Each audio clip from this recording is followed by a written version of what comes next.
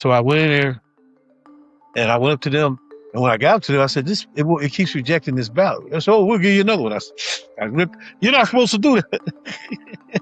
I ripped my ballot. I said, why not? I said, no, we're supposed to keep every one of them. You Yeah. can't just rip them. You can't.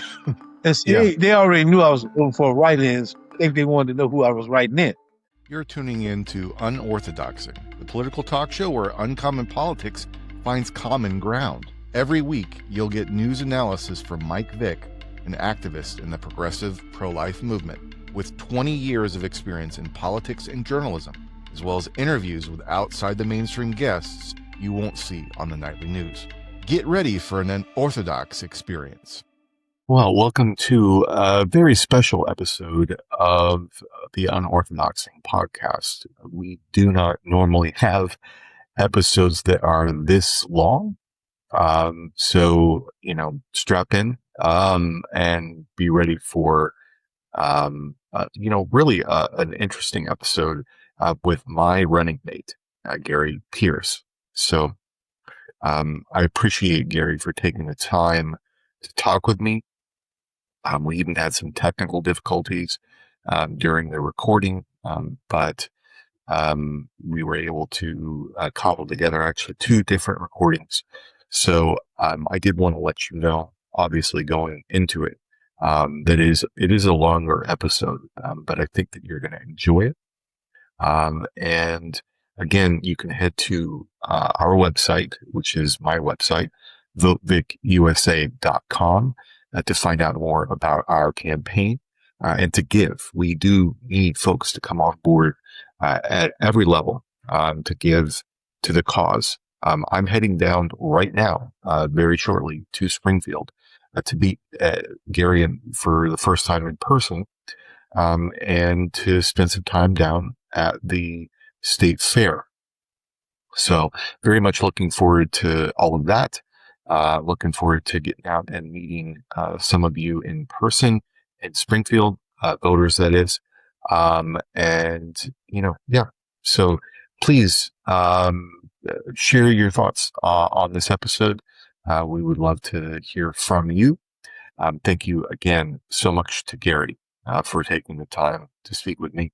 And if you need to, on YouTube and on other apps, podcasting apps, there's a handy button that you can hit to speed up an episode. Normally, our episodes are run between about 30 minutes and maybe 45 minutes. Some of them are even shorter than that. But this is a longer episode, and I think that it's worth it. So thank you so much for taking the time to watch it or to listen to it wherever you happen to be, and share. Please share it with your friends, because the more people that hear about the episode, the better, and the more people that hear about our campaign, the better. Thank you so much for all that you do for our movement and for our campaign. Right. Well, welcome to Unorthodoxing. This is a very special episode that we've got a guest here who, for many of you who are following my gubernatorial campaign, will need no introduction. But I'm going to introduce him anyway, because this is a brand new thing that is official as of the end of last week. We have coming on board a lieutenant governor candidate who is the gentleman who is my guest today, Mr. Gary Pierce. Thank you so much for taking the time to speak with me, Gary. And, again, for everyone listening, I want you to know Gary has a long and varied career in both politics and ministry. I'm looking forward to getting to know more about him as we go along this campaign. But I'm definitely looking forward to sharing more about him in this episode, and for him to share that with you all. So thank you again, Gary, for coming on board the campaign. And thank you so much for coming on board as a guest for the podcast. I want to thank you, Mike, for having me on this podcast, and for all the other things that, for meeting you, coming into my life at this point. in my life as well as my career. So I want to thank you for that. Absolutely, absolutely. So, as we always do here in the interview segment, we like to get started with just a little bit about you and where you're coming from politically. So, Gary Pierce, what is your earliest memory of thinking about politics, and what did you think about it when you were thinking about it? Well, I was a young man. Um, I was going to junior college, uh, Wabansie Community College in Sugar Grove, Illinois. I'm originally from Aurora, so I was a young man going to college. It was a liberal arts school, so but they did have you could major. There were some majors they had there, and politics has always interested me. It's always been an interest of mine. I love history, and one thing that stuck to me throughout my time, I do. I love history. I love all type of history. I've taken several history, even European history. I've studied that. But one thing that stuck with me was when John F. Kennedy said, "In order to be a good politician, you have to know your history." So I was thinking on that terms as well. But I got called in 1983. Uh, I got a calling. I didn't really follow my calling as a minister, but I got called, and I kind of felt that that's what God wanted me to do at the time when I was in college, is to uh, get my associate degree in political science. And then uh, the Honorable late Reverend Jesse Jackson Sr. ran for president, and so I jumped on and a 24-year old young man and helped his campaign. I was his campaign coordinator in Aurora. I registered over 500 voters, and I raised some funds for him as well. Turned that in. I did a lot of campaigning for him in 1984. So that lit the bug. But then I kind of faded away after that in 1988, and then I didn't get involved in the campaign in 1988. But I was still paying attention. I used to stay up at night and watch Ted Koppel, if everybody's familiar with him, and kept myself knowledgeable of what was going on. My wife reminds me of that even to this day. How I used to stay up late at night watching Ted Koppel and the politics that was going on. So I didn't do anything in 1988. I kind of was dragging my feet, and then my wife and we moved to Louisiana for almost a couple of years, and I got down there and I met the Edmonds. It was a big political family in Louisiana, and they were trying to bring me on board to work with them. And one of them was running for governor, and I didn't work on the campaign, but I met them and I talked to them. They wanted me to work for them. I didn't. And at that time, that's when David Duke was running for governor. So Sure. I did kind of talk to them, and of course, David Duke versus Edwards, and everybody know Edwards uh, had a reputation for being a crook. So Louisiana was faced with a difficult decision. So I didn't pour my heart into it, but I was kind of there, and I was trying to, I didn't do anything. And then I just kind of faded away. Then I moved back to Illinois and was hopping from job to job up in Aurora, and my wife became pregnant with my second child, who happened to be my oldest son. And so she moved to Central, back to her hometown, uh, to be with her mom and her dad while she was pregnant. And then I moved out later on and came down to Centralia, Illinois. Southern Illinois is where she moved to. And I moved down there. And again, I didn't get involved in politics. Then I got a job at the state, started working with the state. And then the political bug bit me again. And so I got involved with, I was a precinct committeeman for 10 years. But my passion is not that I was more or less seeking any type of office for myself. I was more or less just wanting to work to change for change. And that's why I'm so involved with this, what we're doing right now, running as your running mate as lieutenant governor for the American Solidarity Party. I just want to be a part of change, because after working back in the 1980s, 84 and 88, and watching the politics of the Democratic Party, and when Jesse Jackson Sr. came close to and had all those delegates. He had over 2,000 delegates came close him and Dukakis, and Dukakis didn't even seek him to be his running mate. It kind of put a sour taste in my mouth for Democratic Party. So I kind of drifted away from that.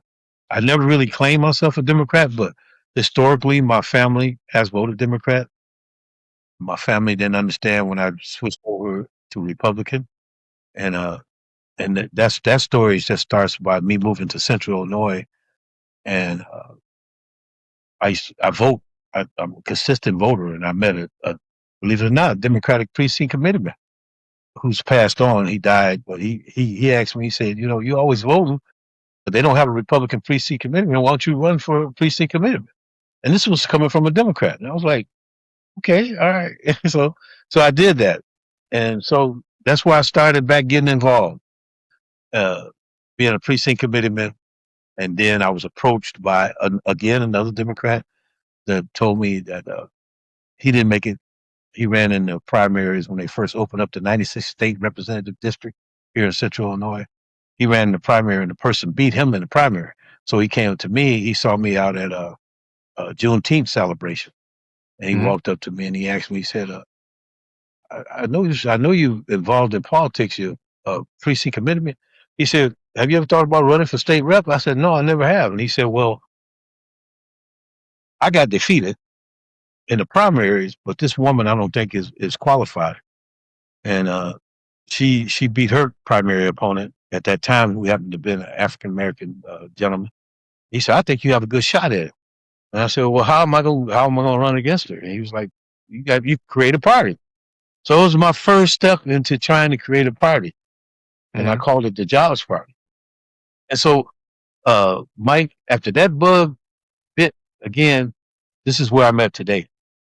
I'm just constantly trying. I was really actually taking the hiatus until I was contacted by email from another third party, the Independence Party, and I joined that party. And that story is, I became the vice chair, and then I was asked by one of the officers to run for governor. So, but anyway, I've ran for office. I've tried, but I was like, I'm gonna give up. Maybe they meant, maybe it's not meant for me to do this, and so maybe it's just meant for me to help other people. But Yeah. I truly feel that what we're doing to this with this run for the governorship, and I think that I'm one of those type of people. I believe in miracles, so I look at everything, anything I get involved with, I run at full force, regardless of how I do it. Yeah. I run Yeah. full force, and so here I am today, running as lieutenant governor for the American Solidarity Party for the lieutenant governor of Illinois. And so, I mean, I hope that's enough, because I mean, if I told you every single thing, we'll be here a lot longer than No, of course. Well, anticipated. I But would like to hear a you know, little bit you more can about, ask me questions. yeah, I would like to hear a little bit more about your experience running for state rep, because when you ran initially, from what I'm hearing, you ran, under your own party ticket, but you later ran as a Republican. So, I believe for that same state rep district. So tell me more about that progression. Tell me more about that first race as a jobs party candidate, a party that you were working to start yourself, and then tell me more about how you wound up getting involved with the Republican Party, and what your experiences were like there. Well, the Jobs Party, like I said, I was that was early on in my when I was a precinct committeeman. But the Jobs Party, which I was kind of like, man, I'm a Republican precinct committeeman. I'm trying to start a party. So, but the Jobs Party was basically, like I said, was brought on by another Democrat. Uh, Sure. this person, he was an alderman at the time, Yeah. and he was also a committeeman. He was an alderman, city alderman, and he the one that approached me and asked me to do it. And I said, okay, I'll do it. I was kind of worried about how that affected me as a Republican precinct committee, and I think it did kind of affect me in a way. But I was doing it just to see if I could do Yeah. it. And like I said, I have one other person. The story is a lot of people don't know. If you have enough people, you can do this. I had one other person that was helping me throughout that whole ordeal. My wife helped me a little bit, and my children helped me a little bit. But the person that helped me throughout that whole ordeal was a man I don't know that just came that was referred by the guy that asked me to run, and we were able to get, like I said, we got. I'm gonna I'm gonna guesstimate close to 900, or if not 900 signatures, and we turned them in.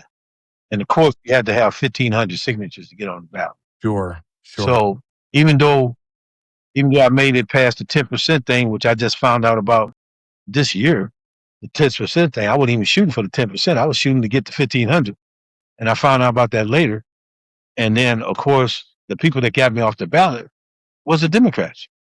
It wasn't the Republicans. It was the Democrats that objected to this that got me off. And I knew the guy. I knew the guy that signed it. And I Yeah. went to his house and knocked on his door, but seeing if I could talk to him to take it back. But anyway, so after I did that, again, like I said, that bug hit, and I talked about it and I thought about it, and I saw that there was a possibility for a man like me to win that district, to win that seat. And so the Republicans at the time, there was only one other candidate that was thinking about running. He's got a big name. His name is Shane Bouvet.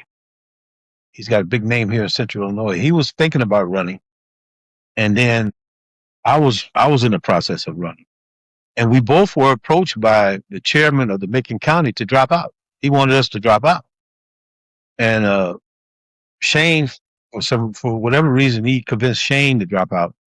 But I said, no, I'm not dropping out. I'm going all the way. I'm going to continue this race. And so he decided to go and get someone to run against me. And this woman, she beat me.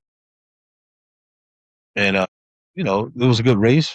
I got like close to 40% of the vote, and we actually tied in one county because that district represented three counties. We actually tied. I believe it was like 416 votes each in Christian County. It was somewhere in that number. I might. Yeah.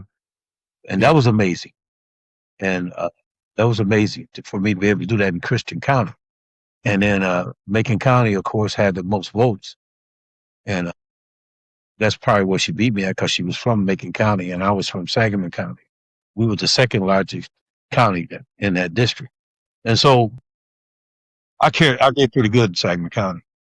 And after I did that, the Republican chairman even thanked me and told me I did a great job. We had a conversation. Unfortunately, she's passed on. And she was like, "Well, we see you." She said, "We see you, Mr. Pierce. We see you. We're feeling you." And so in 2018, I thought they would approach me to run again, but they actually approached somebody else to run in 2018. His name was Senor. And, I was trying to, since I decided I made up my mind I was going to run as a write-in, I was trying to get him off the ballot. So I objected to his petition. And so I know we as independents we believe in free and fair elections, but at that time I wasn't strongly independent, so I Sure. No, objected I to get it. his petition. Yeah. You get it, Mike? Hey man, like I'll tell Yeah. you, Well, if you dig back far enough in the most independents, there was a time when we weren't independent. I mean, I'm more than a little ashamed of some of the people that I have voted for in the past before I was an independent. But something that I did want to call out for people who maybe are not familiar either with the process of getting on the ballot or with the specific issues that are here in Illinois. When you want to get on the ballot in Illinois, you have to petition to get on the ballot. And if you are a Democrat or a Republican, the threshold for the number of signatures that you have to get is much lower than if you are an independent or a person in a third party. And, so people in other states maybe don't have that, often don't have that. There are different systems in different states. Some states you just have to pay to get on the ballot. And it waives a signature, or there's never a signature. It's always paying to get on the ballot. In some places, it's easier to get on the ballot than in others. Illinois is very difficult to get on the ballot just in general, but let alone for an independent. And so people ask, like, why are we running as write-in candidates? Well, number one, I didn't know I was going to run until really just a few weeks ago. But even if I had known that I was going to run, it's highly unlikely that I would have gotten on the ballot unless I had, millions of dollars to throw at. And there is a market out Right. there for this in Illinois, as you well know, where oftentimes people will pay someone to go out and do signature gathering. It's not all volunteer. When I ran, when I was part of the race for Pastor Chris Butler, when he ran as a Democrat in the first district for Congress, we had all volunteer folks, and we turned in, I think, in that race, possibly the most signatures of any campaign in that race. There were 16 people that ran who were only doing it with volunteers. But it's very difficult. You gotta go out there and put in a lot of shoe leather to get those signatures. And then people will, as you say, go behind you and challenge, like down to the point of challenging individual signatures, not just, the total number. So sometimes, for example, the Solidarity Party in 2020, because of the COVID pandemic, the threshold for signature gathering was already lower. And we ended up turning in a number of signatures that was lower than the total amount even then that we were supposed to have, but nobody challenged it. And so we were able to get on the ballot. And if nobody challenges you, but oftentimes they say that you should get upwards of 2 times as many signatures as you need, just because of this onerous process of people challenging the signatures. And so you may end up getting, hundreds of signatures sometimes can get thrown out. And if you don't have enough, like spare signatures, so to speak, then you can wind up getting, taken off the ballot for that reason. So I just wanted to call that out for people who may not be familiar with the whole process here in Illinois. So, Well, that's good one that thing, that's what one thing we're trying to do is educate people. yeah, absolutely. And it's a lot of times people, like, they're focused mostly on the Democrats and the Republicans, and they're not really focused necessarily per se on the process of how people even get on the ballot when they come to election day. So they don't know how that process works in their own state, let alone in other states. So it's good for people to know that, especially when you're talking about independents versus Democrats and Republicans. Right now in our race, there is, of course, a Democrat and a Republican.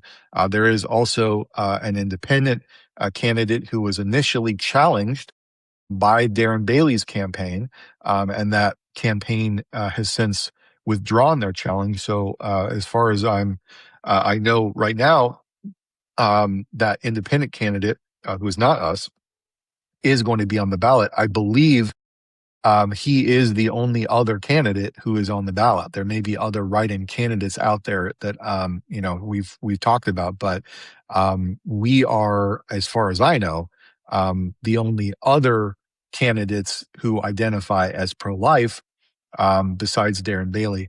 And so if you're an independent and you don't think like Darren Bailey, we would certainly love your support, if you are pro-life, for sure. So Gary, tell me a little bit more, like I said, about that, how you wound up going from, being a Democrat at one point to being a Republican. What was it besides just somebody suggesting that you become a precinct committee person. What was it that appealed to you about the Republican Party? And then, I would love to hear a little bit more about um, the aftermath sort of you running for office as a Republican and why you ended up leaving the Republican Party and going more toward independent party activism. Well, when I was first got involved with the Republican Party, it was basically based on the fact that, again, someone asked me, and I did a little research, and I realized that I live in a county that's really pretty much a Republican county. It may seem like sometimes a Democrat. That's when we talk about the system, which I'm sure we'll talk about that one day, how it's rigged. But but I live in a staunchly Republican place, and after working with them for a while and doing those things, I I'm not saying that they're the most Christian party. I'm not going to say that, but I will say that after I started getting closer to God and understanding my calling and getting closer as far as with the Holy Spirit power and being receiving that and starting to thinking about my morals and my values, which changed as well.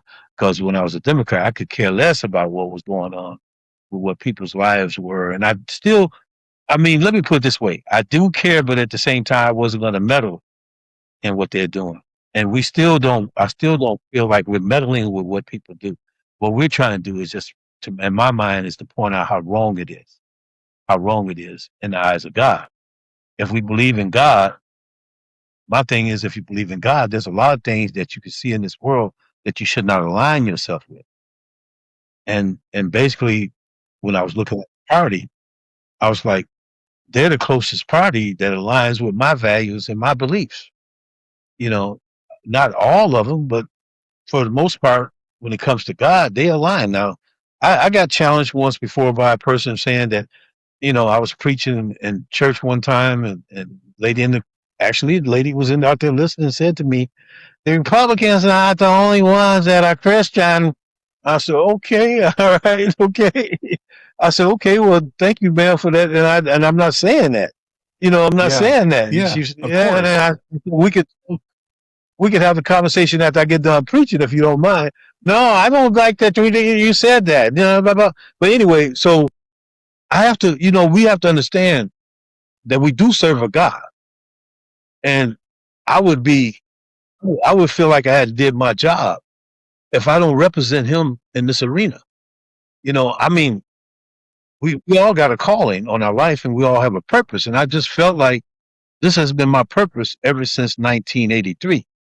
And so I just feel like I've gravitated to them because they were more in line with my Father in heaven and my beliefs and my values. And I want to represent Him as best as I can in this earth. That's what I'm trying to do. I'm trying my best to represent Him. I'm not perfect. I'm a sinner, but I'm trying to represent God as much as I can in everything I do. And when it comes to politics, you know, at first I was against it.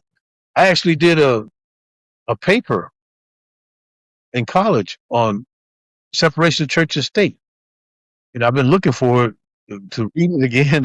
It's somewhere stashed away in my books and papers, but I did a thing on that. And when I first moved here to Springfield, I was like separation of church and state. And truly didn't believe that God didn't want us to be involved in politics. And then I met this man, another preacher, and he gave me a tape. He sent me a tape. I still have that somewhere where he talked about how we should be involved in politics. And he gave me not a DVD or a CD or whatever you want to call it. He gave me an actual tape. Yeah. you Yeah. know, one of those tapes. They're pretty much extinct now. But I was I listened to that and I said, okay, maybe you do have a point here.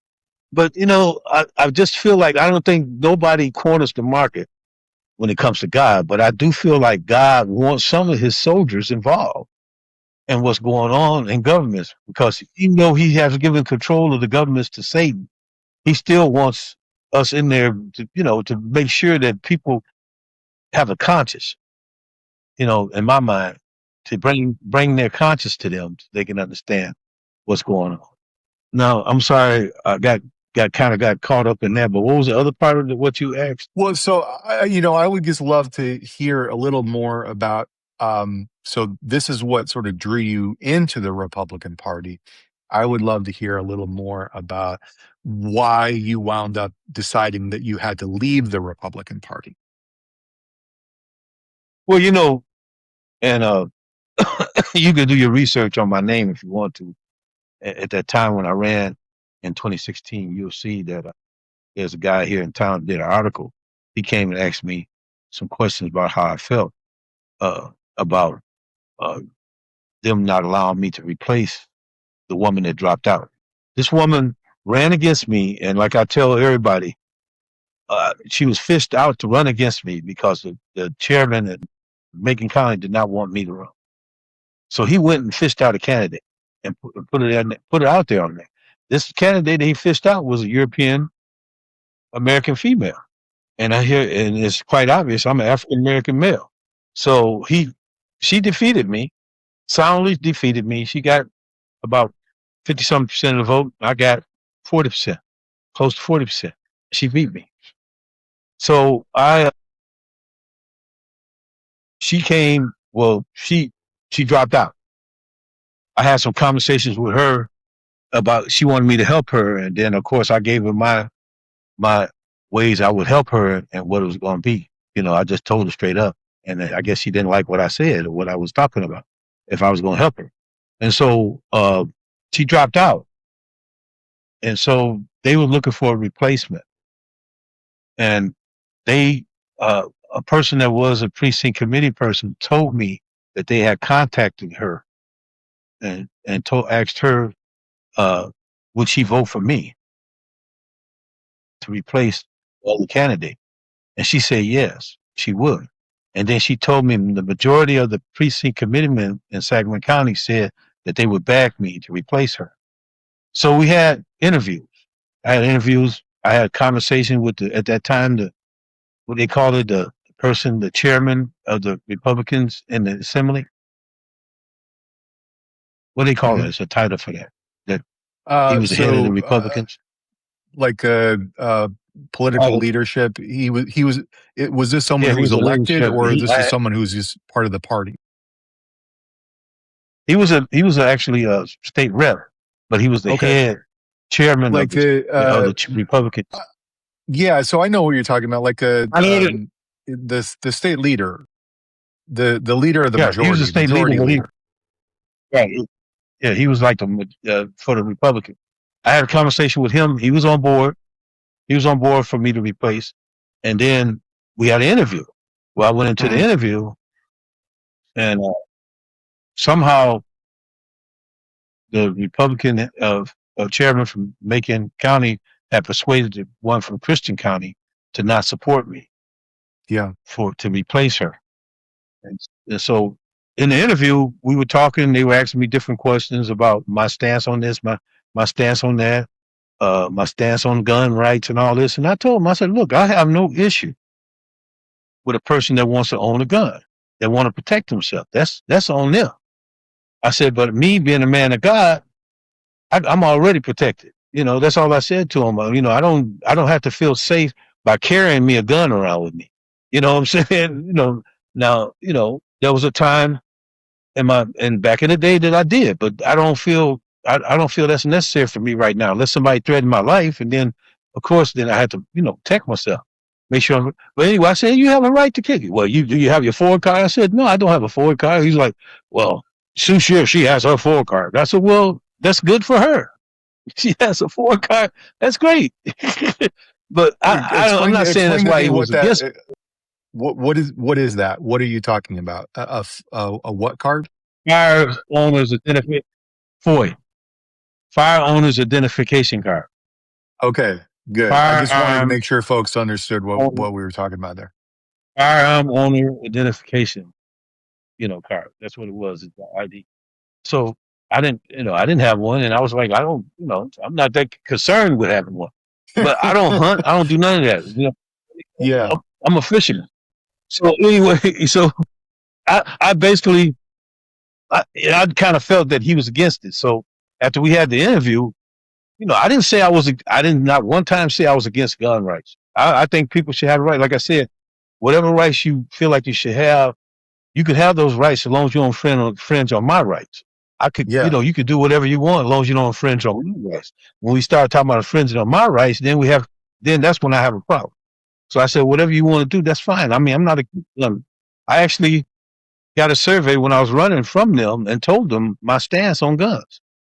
I fill out the survey and send it back to them. So, but anyway, uh, so after I left out of that meeting, the interview, I heard him in there yelling and screaming at him, man. I guess they must have told him, look, we want him to replace her. I think that's what he was mad. He was screaming. I could hear him. He was the biggest mouth in there. I heard him. I don't know what he said because I'm not that type of person. I didn't really want to hear what he was saying. So I just kind of was sitting on them. And then they came out the meeting. They sent somebody out the meeting. I think it was the leadership, Republican leader. He came out and he said, well, we're going to have to think on this a little bit more Yeah. and we'll give you a call with our decision. I said, fine, great. I guess they kind of felt like they didn't want to make the decision right then and there because then it might have been some other stuff that may have happened, maybe, I don't know. But they said they'll give you a call. So I got a call at work from him, from the chairman. And I said, I thought the Republican leader was supposed to call me. His name was Butler, I believe. And he said, no, they told me I could make the call. I said, well, I was waiting on Butler to call. He's like, well, no, I'm making the call. I said, okay, then what's going on? He's like, well, we're not going to let you replace her. We just decided we're not going to run a candidate. I said, oh, so you're just going to let her walk right back on in there, right? Is that what you're going to do? Yeah, that's what we're going to do. We're not going to replace her. I said, all right, fine. No big deal. And so the paper contacted me. The political columnist for the State Journal Register contacted me and asked me, could he do a story about what happened? And so I told him. He said, well, what do you think happened? I said, I basically told him, I think that the Republican chairman, I said, the Republican chairman of Sangamon County, I believe that she was on board with me. The leadership for the state representatives was on board with me, the Republican leader. I said, and I think that the Macon County chairman had persuaded the Christian County chairman to go against me. And I think that the reason that the Macon County chairman didn't want me because I was African American male. That's what I told him. Yeah. Yeah. And he said, I said, do you really truly believe it? I said, yes. I said, because what other reason was it? Well, give me another reason, a good, valid reason why I couldn't replace her and ran against in the general election. And so he did a story. He did a story on it, and of course, he denied it. And Right. and basically, that's how the following year. That's why the guy that they picked to run in the Republican primary was African American. He was African American. So that led me to run as a write-in, and I was trying to get him off the ballot. All is fair. It's fair. Right now, I wouldn't do that because I believe in free and fair elections now. And like I said, politics is like you progress. You know what I mean? Yeah. You mature. You move on. You learn You from your learn. mistakes. So that's a tactic that I believe is not right. That people can have object to your ballots or to your signatures. I objection to your signatures petition. I don't like that law. I think that's an unfair law. I think that if the people have enough signatures, they should be able to get on the ballot. I don't see why people have to.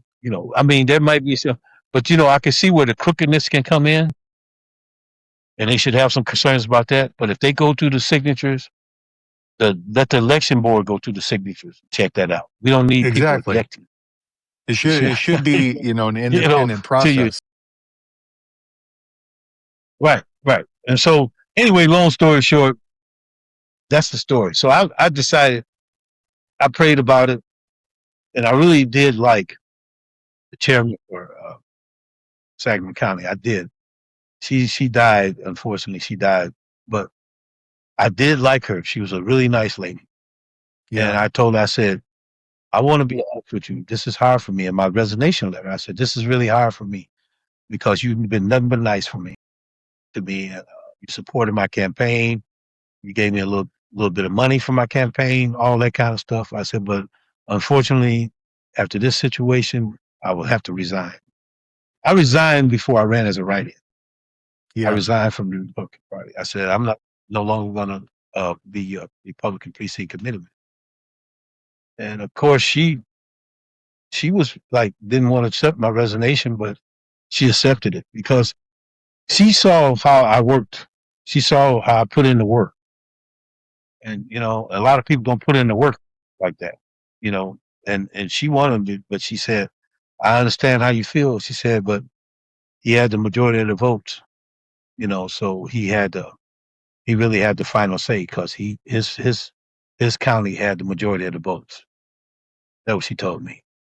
And I said, I understand. I'm not trying to say you was wrong. I just don't think I think he has some issues. That's what I told her. Yeah. you know. Yeah. I Yeah. just think I think he has some issues.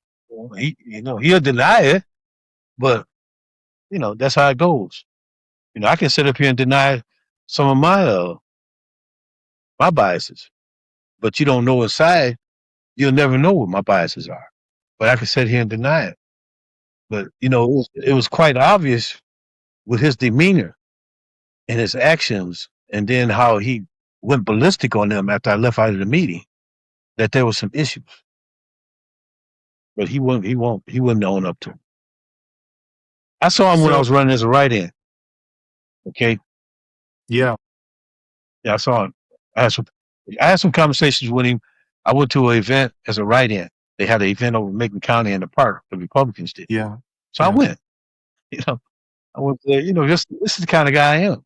And I went and I talked to him, and the guy was like, "Well, no hard feelings." I said, "No, ain't no hard feelings. All fair in politics, man." I said, "I'm running. I'm still running. No big deal." And the funny thing about it, he was. You could tell he was guilty of, of Sure. of some of the things you can feel, you can see the guilt. Anyway, I moved on to higher places where God has brought me. You know, I don't look back. I look forward. You know, and that's all in my past. No, that's great though. It's good for And, people to know, the progression and why people go down the paths that they go down.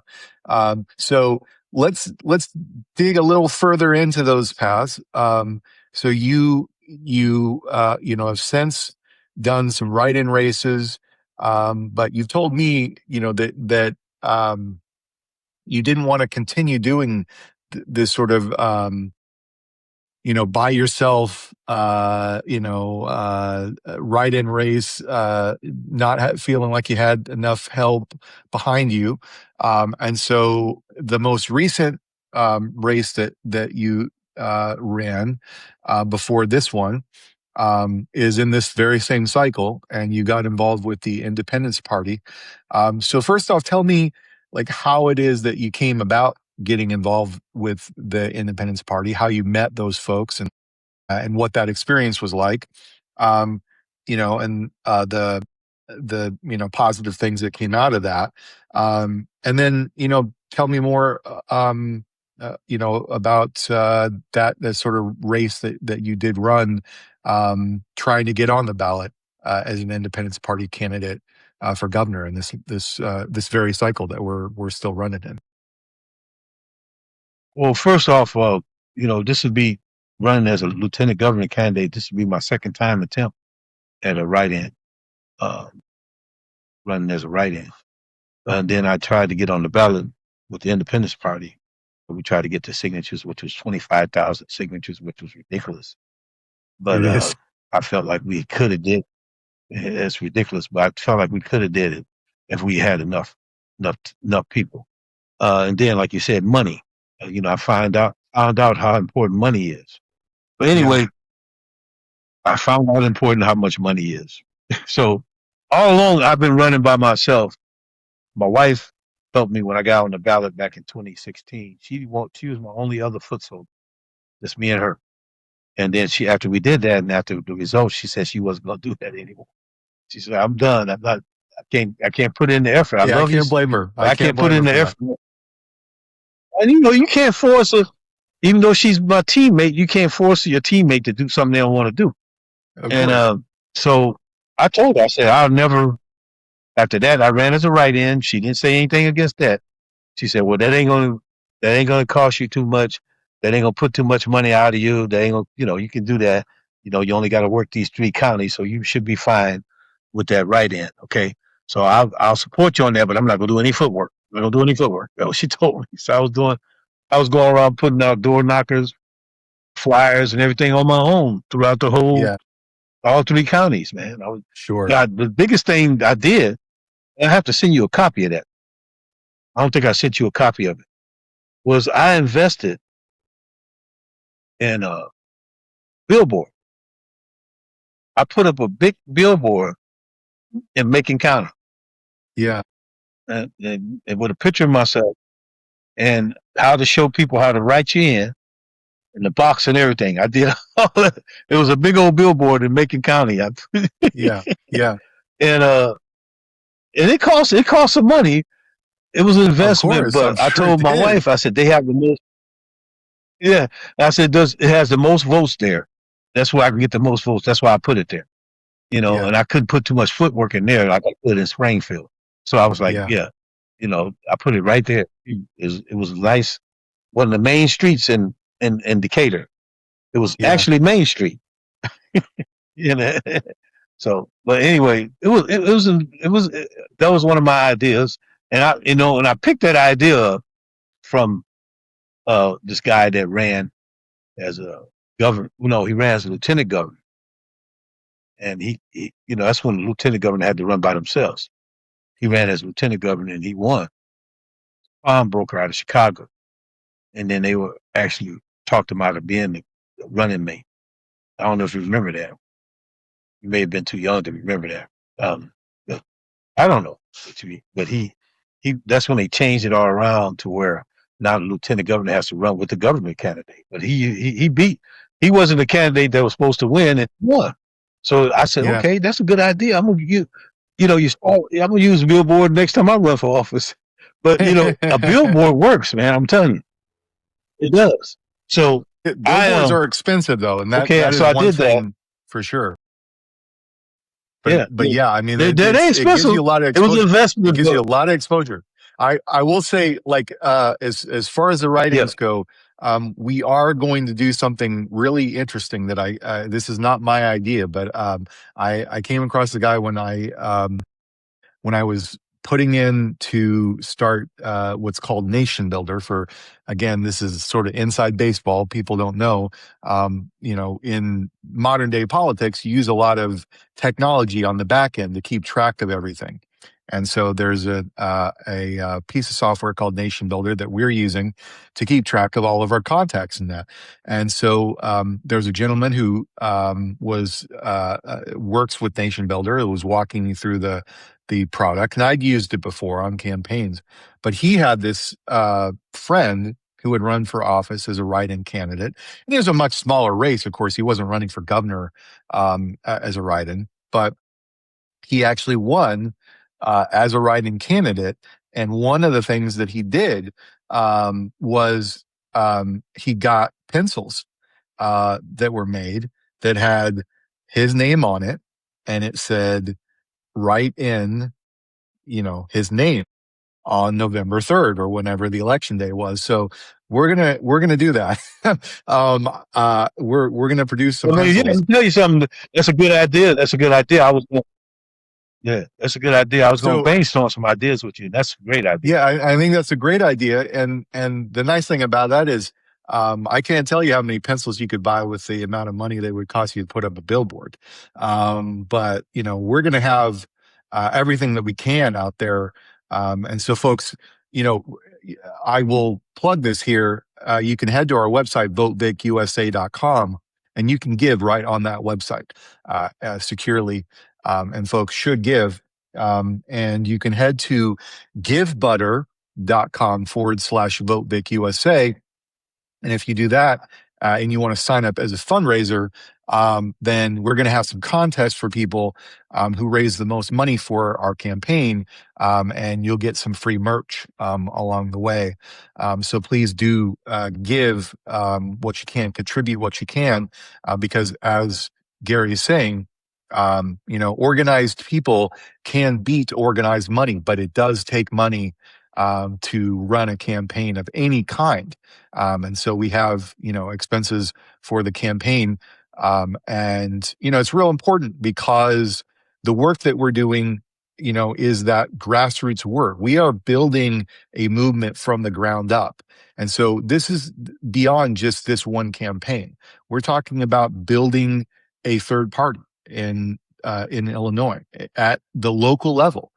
Every county, we want to have county level chapters of the Illinois Solidarity Party. We have a new website, ilsolidarity.com, where you can go and find out more information about the Solidarity Party itself.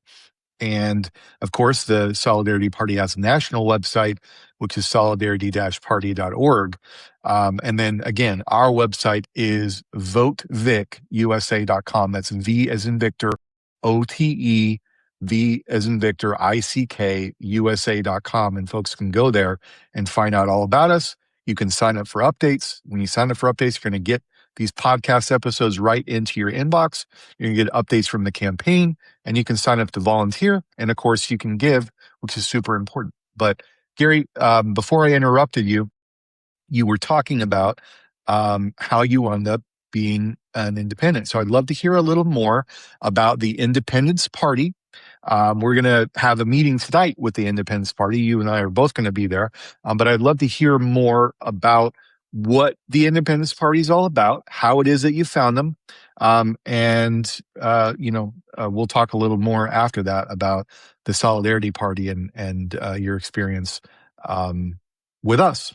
So I'd love to hear more about the Independence Party first. Again, okay, I will. I'll talk to you about that. This involves a little bit of my ministry, just a little bit. I was in my ministry, building my ministry. I'm still building it up. We purchased, my wife and I, we was able to purchase a building for our ministry, and we're using here in Springfield. But I was just in here praying. I spent a lot of time here in prayer. I'm down here today because I wanted some, I'm away from my home. I didn't want no distractions. And so I'm down here at the ministry building right now. This is where I'm doing this tape. God has blessed us. But anyway, I was sitting in the building. I was asking God, what do you want me to do? Is there anything I can do? Besides this, I'm waiting on you. What do I go into deep prayer. I ask him, show me what you want me to do. And politics was all the way out of my mind, man. I was like, I'm not dealing with politics no more. Unless I can get a team, I'm not going to deal with it. And I saw this flash across the board because I wasn't feeling the Democratic candidate for president, nor was I feeling the Republican candidate for president. So it flashed across the screen on the emails that we get. We need help. I got an email. It said need help with petitions in Springfield for Robert F. Kennedy Jr. Well, Robert Kennedy Jr. I don't know if he has the F or not, but he's a junior. He does. He does. So anyway, yeah, he does. Okay. Well, anyway, I said, okay, Kennedy. That's Robert's son. I said, he's running for president, huh? I said, okay. Well, I'll give back. I'll help him. So I contacted people. I said, look, I'll be willing to help. So they told me when to meet them at the election board here in Springfield on the day to meet them and everything. And I went down there. And I didn't meet up with them outside, but I just went inside and said I was here to look at the petitions. And I was sitting at a table, and I thought I was working for Robert Kennedy Jr., but I actually was working for some of the other candidates, somebody or the objectors. And I said, and the guy I met, his name is Bob Lytle. He came up to me and he said, who are you here for? I said, I'm here for Robert Kennedy Jr. He said, oh, you sitting at the wrong. Look, we got to get you at a table, man. We got to get you at a table. So I got a table, and I did that. Then we went out for lunch, and I told them I only could give them so much time. They wanted to go back that night. But I said, I can't go back tonight. I only need so much time. So They got back in touch with me and said they was having a convention and that they wanted to form this third party, the Independence Party. I said, let me pray about this one. And, my prayer is being asked, and I think God has opened up doors, and let me pray on it. And I didn't tell them anything. I didn't tell my wife. And then finally I told my wife, I said, they're having a convention in Bloomington. I said, you know, I want to go to this convention. I said, I would like for you to come with me, but if you don't want to, that's fine. But I'm going to this convention. And she's always supported me. And she said, okay, I'll go with you. So I said, you don't have to do anything. She's actually a member, but she don't do it. And Sure. No, that's so okay. we went up there and I said, on the way up, huh? What'd you No, say? I guess like What'd you say, I Mike? totally get it. Yeah, she doesn't Yeah. do the foot Well, soldier stuff, but she's very supportive, and I love that. yeah, yeah. So we was driving up there and I told her on the way up there, I said, look, I'm going to do this. I said, I'm going to run for chairman. She said, oh, you going to run for chairman? I said, yeah, because they looking for people to run for office. I said, I'm going to go ahead and throw my hat in the ring. I'm going to run for chairman. She said, okay, all right. So we get up there. I didn't know Richard Whitney was running for chairman. I was like, whoa, Richard Whitney. I forgot all about him. Then I said, oh, this is the guy that created the Green Party. Okay, so I got run up against him. But I'm not going to back out. So I'm not backing out. So I was running, and of course, he beat me. And that was cool. I said, oh, that's fine. And I said, okay, but I still want to try to help the party. I'm behind getting the third party, so I'm not going to, sour grapes, boom. No. I said, and then they said to me, a couple of them said, well, Gary, they had somebody else that was running for vice chairman, but he decided to drop out. And they said, you know what, Gary, somebody suggested it. Here, why don't you be the vice chairman? I said, the vice chair? They said, yeah, we want you to be the vice chairman. I said, okay, I'll do that. And so I did that, and we started having conversations like me and you were having. We have conversations, we have meetings, and we were developing the party. Uh, I was the chairman of the candidate search committee, all that kind of stuff. And then it came up that we wanted to run a candidate for governor. And the reason we wanted to run a candidate for governor was to establish a party. That was the whole. That's what was the whole beginning of it, to establish a party. And so that's where we are. So we try to get on the ballot. We tried to get enough volunteers. That didn't happen. We had people within the party did the best that they could with getting signatures. I did my 100. I would say I gave my 100% to getting signatures, even though there was a glitch because I had helped somebody get on the ballot for the county board election with petitions. I helped them with some petitions, so there was a glitch there. I only got like 24 signatures, but that was a glitch. But either or, I still got signatures like it didn't matter, you know. And we didn't get enough signatures, man. Yeah, We didn't get enough signatures. it's hard. It was kind of disappointing. Yeah, it was kind of disappointing because I thought that we had a chance. Like I said, I go into everything with full force, believing in a miracle, thinking we having a chance. And I'm not disappointed. I would say this. Of course, there were some people that were disappointing, but I'm not not everybody is in it like you're in it. Yeah, You understand what I'm saying? yeah, and Not everybody's gonna. people have different levels of commitment. People have different amounts of time that they can commit to something. Somebody can be 100% committed to it as an idea, but they have only 5 hours a week that they can devote to it. So it's hard. Again, it's very hard. Unless you can pay somebody for their time, which everyone deserves to be compensated for the amount of time that they put into something if they're doing professional work. But when you're a grassroots party, you just can't do that. You need volunteers. You need what in this business they call super volunteers, people who have a lot of time to devote to something because they're either students or they're retired or they're otherwise financially secure and they can go out and do stuff like that without having to worry about, paying the bills, so to speak. All right. So, the last thing that I really wanted to talk about was the transition here between, where you were in, I would assume 2024, because we're talking about Robert Kennedy's race for president, and going into, how you wound up finding out about the American Solidarity Party, in 2024, and then we'll zoom forward, into today. So you have a very interesting story, about how you wound up, finding out about the American Solidarity Party, a unique kind of way, that I never heard, a story like it. But tell me more about how you went from, obviously Robert Kennedy, supporting him for president, and then he drops out and supports, uh, Donald Trump. Of course, you are not a supporter of Donald Trump, and so you weren't about to follow him into that. So you were looking for a candidate, and you end up, finding two different people. One of them is Cornel West. And I, have had occasion, you met Cornel West in person, I believe. I met Cornel West, virtually, but we spoke, in the 2024, during the 2024 race. And I had supported Jill Stein, who was a Green Party candidate, back in 2016. I had occasion to meet her as well in 2024.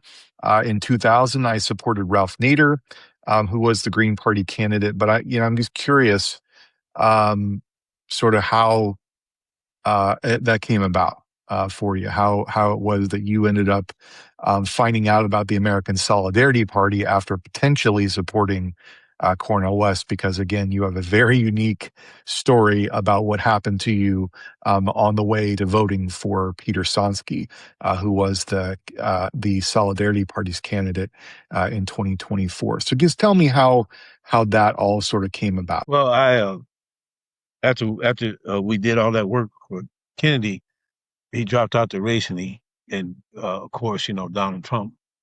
He sided with Donald Trump. In the end, Donald Trump gave him a job, Yeah. and so I after that I told the independence members. I said, no, I'm not voting for him. I said he dropped out. I'm not gonna, because he was on the ballot here in Illinois, and everybody said, well, we're gonna still vote for him. I was like, no, I'm not gonna. I'm not gonna waste the vote like that. I mean, I'm not gonna vote for him. He's not.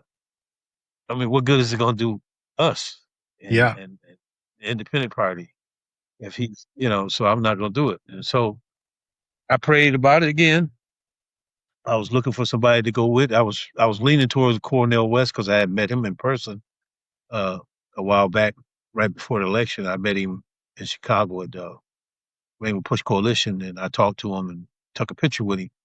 And I told him I was going to support him for president. Well, when I got to praying and asking God, because I do that. I do a lot of prayer.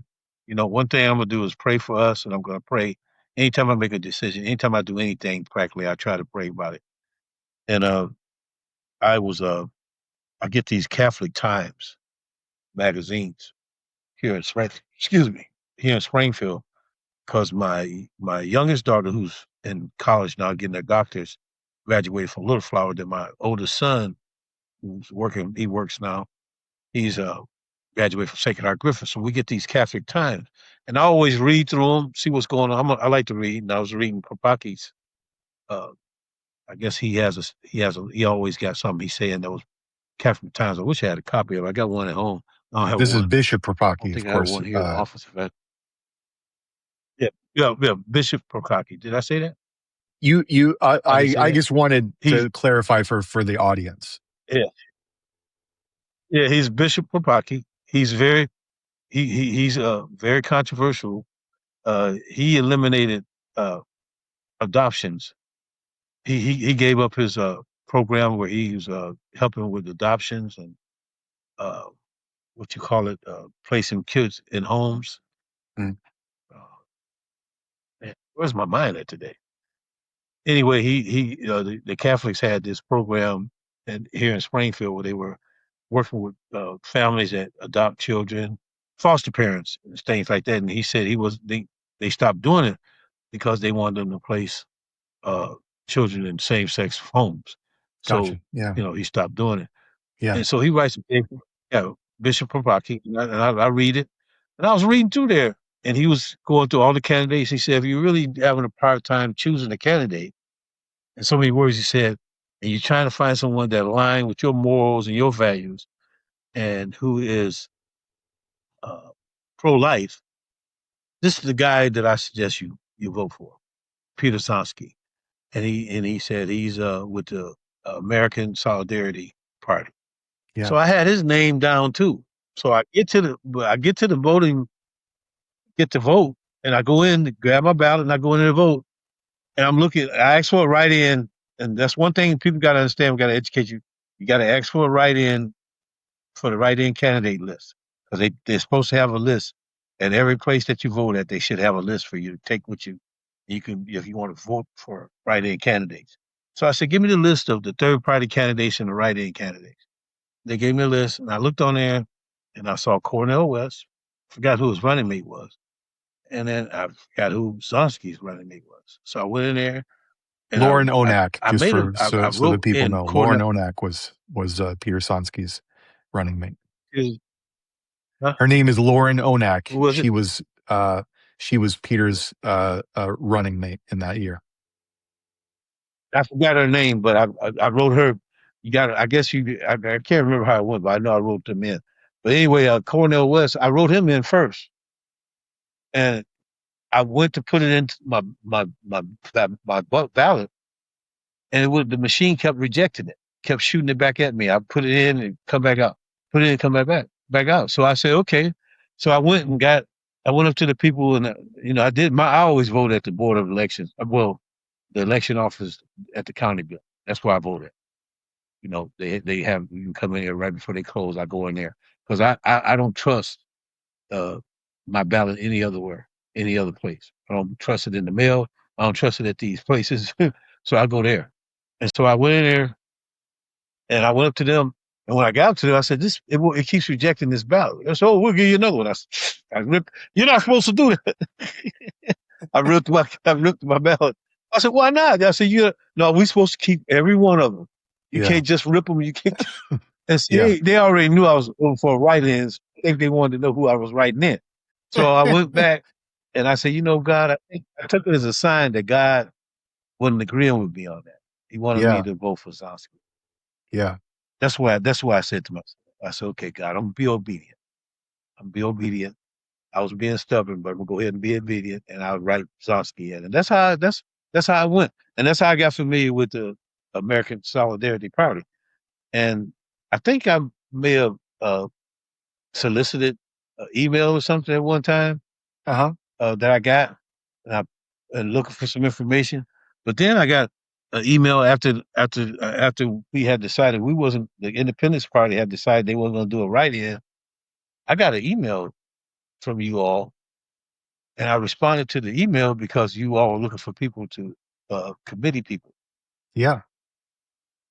committee chairs, and I said, well, I do want to, I want to be involved with something. And I said, this is maybe this is the right party for me because I'm not gonna put down the Independence Party. We're gonna meet with them. But Yeah. I was like, I wanna work with a party that's doing something, that's Yeah. more in line with what I'm doing and just actually so I'm gonna see what's going on with the Solidarity Party. I'm gonna see what's happening. And that's what I did. And I talked to Amar and I told him I was interested in being a committee person. And he said, okay, Well, that's I'm still fantastic. And interested in doing that's that. really brings us up to today because the way that I found out about you was through Amar Patel, who of course has been a guest on our program. And Amar is the chair Uh, here in Illinois. I am currently the vice chair. Gary, in addition to running for, our nomination is our nominee for lieutenant governor, is going to be running in our leadership elections coming up. There are several folks, and I'll be contacting more folks who had expressed an interest in running for leadership.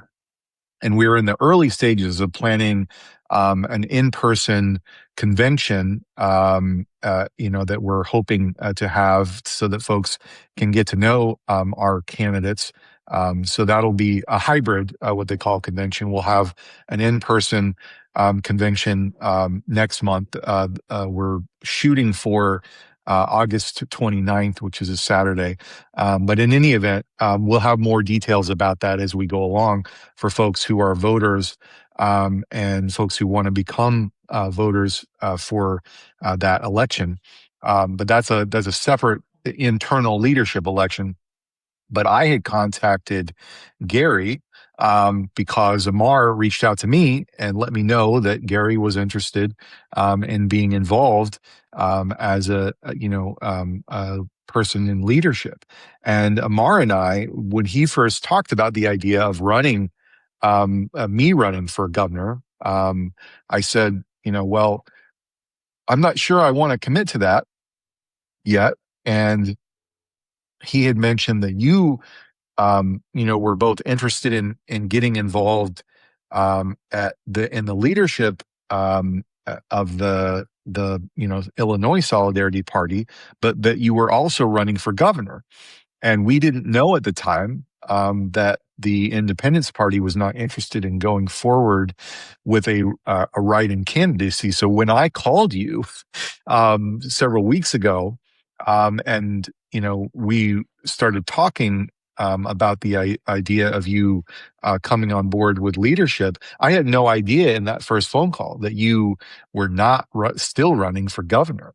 And so, I wanted to give you a heads up that I had decided that I was running for governor. I didn't want to step on anybody's toes, but it was just an interesting sort of God moment there of, again, you mentioned, having your own God moment with the American Solidarity Party and Peter Sonsky. And I'll put you in touch with Peter. I think Peter's going to get a kick out of that story. But when I first called you, I was thinking, well, I'm going to end up unfortunately running against this guy who I think, I like a lot, having never met you or spoken to you. But I also like the Independence Party. And I think that a lot of what they're doing is great work and it should continue. But Yeah. yeah, I mean, it's just interesting that, you wound up being in a position where you wanted to continue. The Independence Party, for various reasons, didn't want to continue to do a write-in campaign, but we're continuing to do this write-in campaign, and we're continuing to work to build up the American Solidarity Party here in Illinois. And I think that it's a very much a God moment where people are coming together, and things are just starting to come together and coalesce. And already in the few weeks that I've been running, that we've been running, I've had so many great conversations with people both here in Illinois and around the country who are interested in helping and supporting and getting involved. And so I'm very excited about the race. I think that we've, of course, talked here for quite some time. This is going to be a very special episode because we're going to devote our entire, time. Normally, I like to do a little bit at the top before the interview process. So we're going to have some pieces of this interview that will be a premium episode for folks who come on board as subscribers. We'll have a part of that interview that you can find out more about Gary's background and his history, but we will focus the interview so it's not too awful long for folks to listen to, just for the free interview. But we'll have a little bit of the interview that ended up on the cutting room floor for people who are premium subscribers. And you can come on board as a premium subscriber by going to unorthodoxing.com or by heading to our Patreon, and we'll have links to both of those in the description for folks who want to come on board as premium subscribers. And you get a lot of perks for that. But the main perk is you get these individual interviews. If you come on board at a higher level, for our premium subscribers, you have an opportunity to become a guest, on the show. So we do encourage folks to come on board at whatever level you're comfortable with. But if you come on board as a founding member of the podcast, you can get to the front of the line, so to speak, as a guest on the podcast. So in addition to all the other perks that you get, we do encourage folks to come on board at those higher subscriber levels. And again, we'll have a link where you can do all of that. So, Gary, I'm going to give you the last word. I want to give you an opportunity to talk a little bit about your hopes and dreams for the next few months and the coming years as we build this independent movement here in Illinois. Yes. As you yourself, Michael, and others in the Solidarity Party of Illinois, and all the people that are subscribing to this channel, this podcast, listening in to Mike, I feel like, I'm being led by my Father in the heavens to do what I'm doing. I don't, I've been called. I tell people they don't understand that, and that's another story in its own self. I've been called by God, and I answered the call, and so I'm focused on that more than anything. We're all human. I'm not a superhuman being. I'm not a supernatural being, and so I just follow the prompts. Like I said, for my story, if you listen to me and understand where I'm coming from, then you'll see that I feel this is my purpose, and this is part of my purpose, and connecting with Mike and the others in the Solidarity Party is part of my journey. And with that being said, we need a third party. And I've been sitting here by myself before I even met Mike, before I even met the Independence Party members. I knew about Richard. I never met him in person until I got involved with the Independence Party. Richard Whitney, who ran and established the Green Party in the state of Illinois.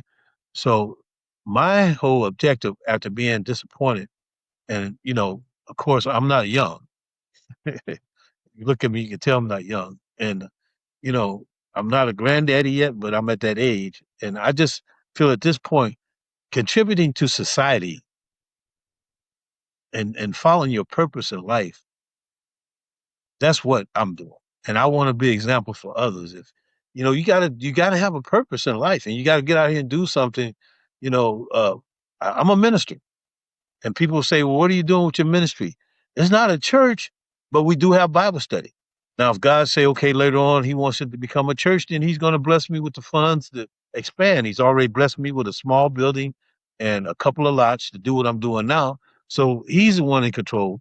So when we talk about this party that we're trying to, this third party, the solidarity in itself means that we're trying to come together and make something happen different for the people of Illinois. And Mike has the drive, and our conversations. We've had a long conversation today. We talk every week, but this is the longest we've talked. And we're gonna get to talk. We're gonna get to know each other. We're gonna talk. We'll have coffee and everything else. But we have to have people like myself and Mike come together for this to happen. For this to actually happen. For us to actually get this third party. Because as you can see, what we're up against. We're up against established duopoly that don't want to see us nowhere. If you pay attention, the independent candidate that made it on the ballot, he's not getting any exposure at all. He been invited to certain things, but he's not getting any exposure in the media. All you hear him talking about is Bailey and Pritzker. You don't hear anything about this other guy, Corbett, and he's an independent candidate. So this is what we're trying to do. We're trying to change that to where people can see that there's other choices out there, and they got to hear us. And they got to understand us. So we're going to be on the trail, and this is one of the ways we're going to be doing it. And we're going to do it a lot of other ways, So I'm blessed to be here. I do believe that God is behind this, and we'll see what the outcome's going to be. All right. Well, Gary, thank you again so Yes, sir. much. And again, in the description, we'll have links for everything that we talked about. and ability to head to our website to contribute, to give, to volunteer your time, to get on our mailing list so that you can get this podcast right in your inbox, and to become a premium subscriber of these episodes so that you can not only help build the podcast, but help get that podcast out to more people out here in Illinois, and help get the campaign's message out to more people here in Illinois and around the country. So again, Gary, thank you so much. The website is votevicusa.com. That's V as in Victor, OTE, V as in Victor, ICK, USA.com. Again, Gary, thank you so much for your time. We sure do appreciate you, and I appreciate you so much for coming on board. Yeah, we're going to talk some more, and I appreciate you asking me to be a part of this campaign. Yes. I mean, like I said, I'm more than humbled by it, and I thank you. And so we're going to do this, man.